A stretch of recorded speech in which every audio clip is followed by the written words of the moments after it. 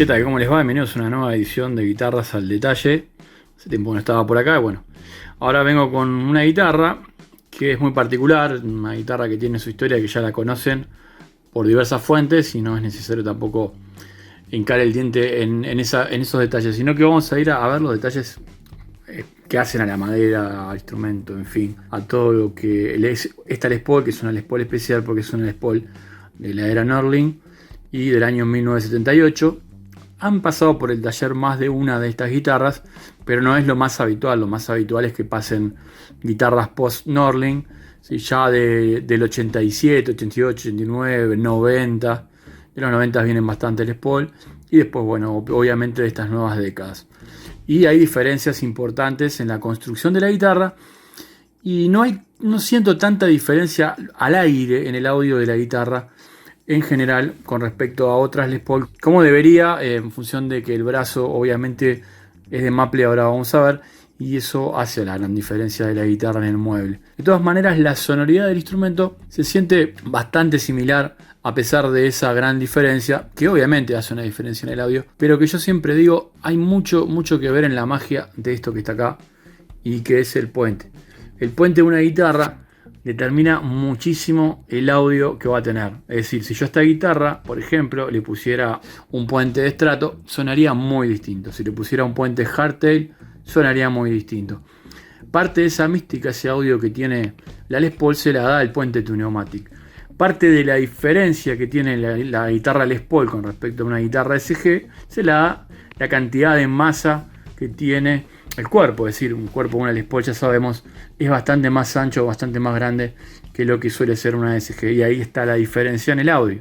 Una SG se sitúa mucho más en las frecuencias medias que una Les Paul, que tiene un rango un poquito más extendido, sobre todo hacia las frecuencias graves en realidad, y una cuestión de masa que tiene que ver sobre todo con el cuerpo. Vamos a ver algunas cuestiones con respecto a esta Norling. Los micrófonos no son de fábrica. Tenemos un Duncan por este lado y tenemos acá un Dimarcio. Ni siquiera sé el modelo porque no abrí esa parte de la guitarra. Sufrió alguna batalla. Acá le instalaron obviamente un puente Bixby.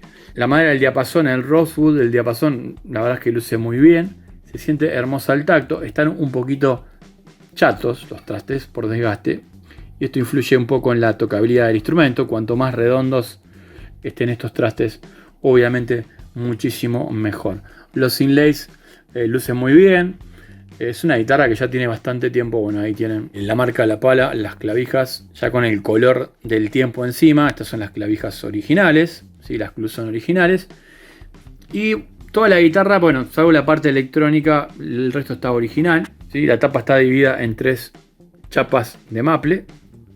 Y el cuerpo es una sola pieza de caoba, que como ustedes sabrán es una caoba hiper pesada. Es una guitarra pesadísima.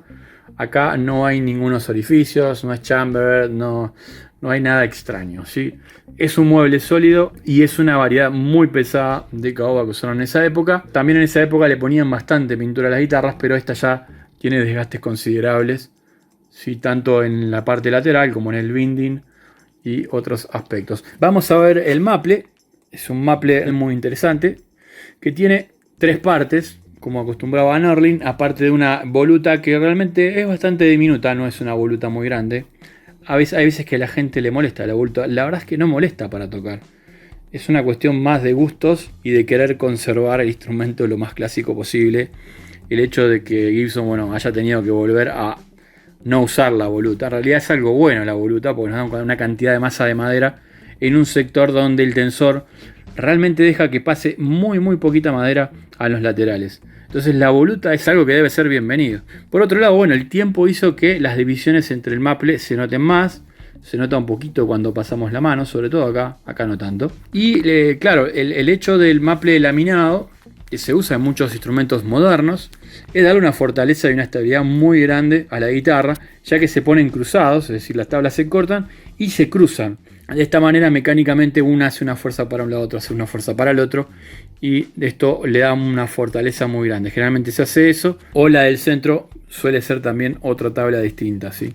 Pero lo importante es que está laminada, son 3 partes, y otra cosa importante es que esto no influye en el audio, es decir, lo que influye en el audio en esta guitarra es que el brazo sea de maple y no de caoba, con su diapasón de Rosewood, y no el hecho de que sea laminado. Es decir, que sea de maple entero, que tenga 3 placas de madera encoladas, realmente no hacen la diferencia en el audio.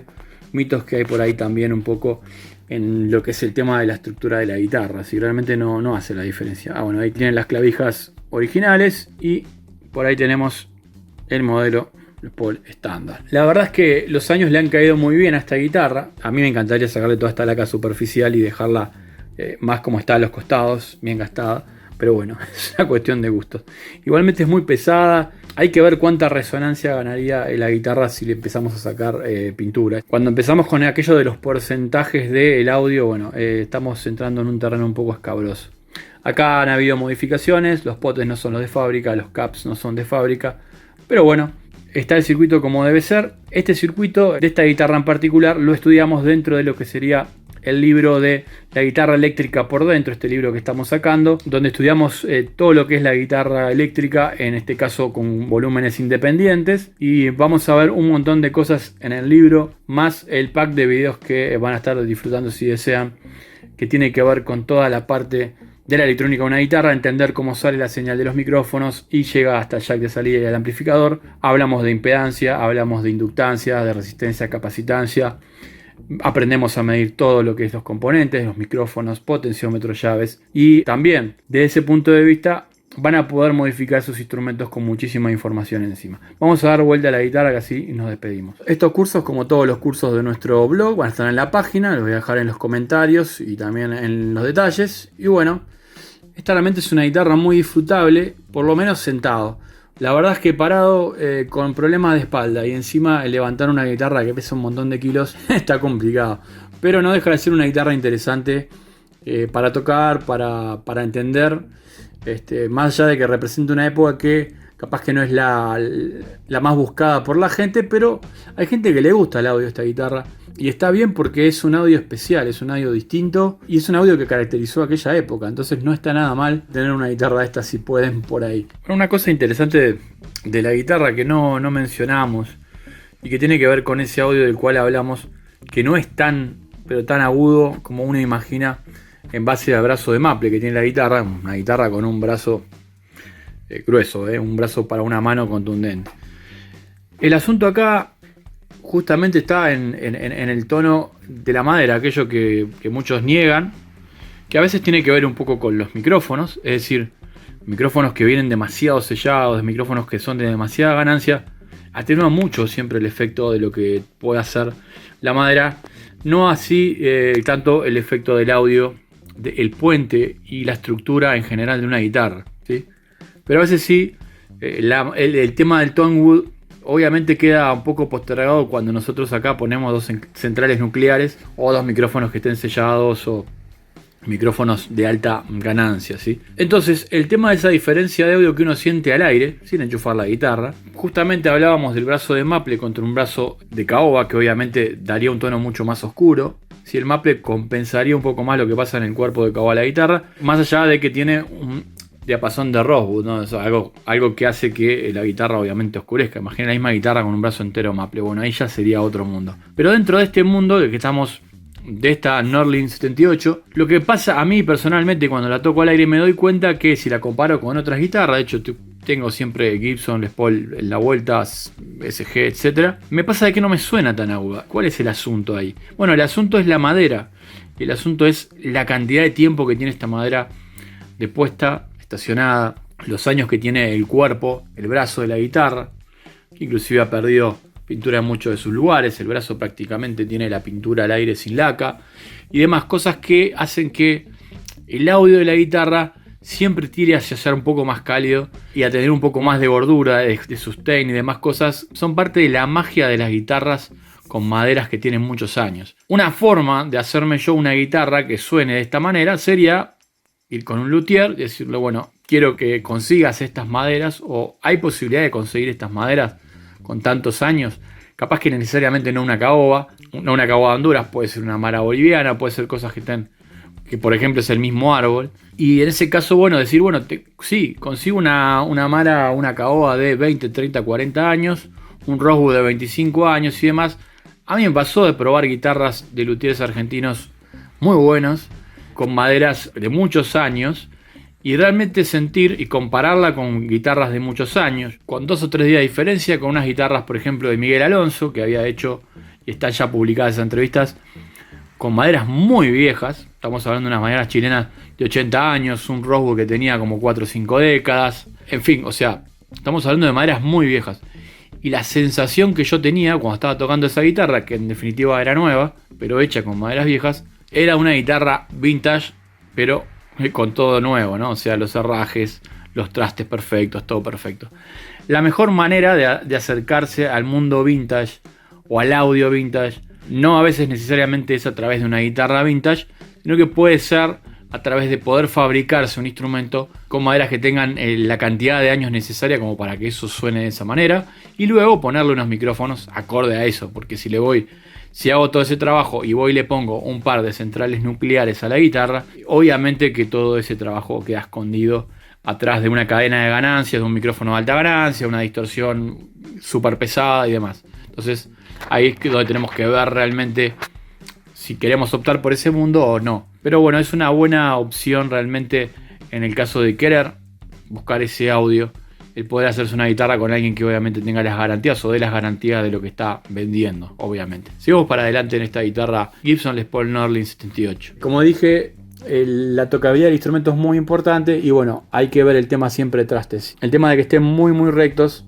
lastima la mano y no ayuda en la tocabilidad cuando nosotros nos deslizamos sobre las cuerdas, sobre todo cuando nos deslizamos sobre las cuerdas finas, ¿no? ¿Ven lo que hace el dedo? No puedo deslizarme suavemente porque me frena un poquito el traste. No es tan problemático esto en las cuerdas más gruesas, pero en las cuerdas finas se hace evidente y sobre todo en la primera. Y otra cosa que pasa es que como se hace recto el traste, en el borde se hace filoso. Entonces cuando hacen esto realmente lastima la mano. Tengan cuidado con eso, manden recoronar la guitarra, que quiere decir redondear todos los trastes uno por uno y volver a pulirlos. Y obviamente bien hecho, con las herramientas correctas y con un sistema para hacerlo correcto. Más adelante en los cursos vamos a dar rectificación de trastes, vamos a dar nivelado de trastes, coronado y pulido de trastes. Vamos a hacer un curso especial y específico para eso, donde van a tener que tener ciertas herramientas para poder hacerlo de forma segura y de forma correcta para que le quede realmente muy bien. Bueno, espero que les haya gustado este video, esta guitarra que es muy especial, que tiene una sonoridad muy interesante. Al aire suena ya muy interesante cuando estoy tocando y no la puedo probar conectada porque realmente estos dos micrófonos no tienen absolutamente nada que ver con la guitarra. Entonces el audio que van a escuchar no tiene nada que ver realmente con el audio que debería ser el adecuado para el Les Paul Norlin, por lo menos para que tengan ustedes una referencia real y fidedigna, ¿no? Para el cliente obviamente que está bien porque es lo que eligió. Bueno, espero que les haya gustado este video. Esta Gibson Norlin 78. Nos vemos en el próximo video de Guitarras al Detalle. Chao.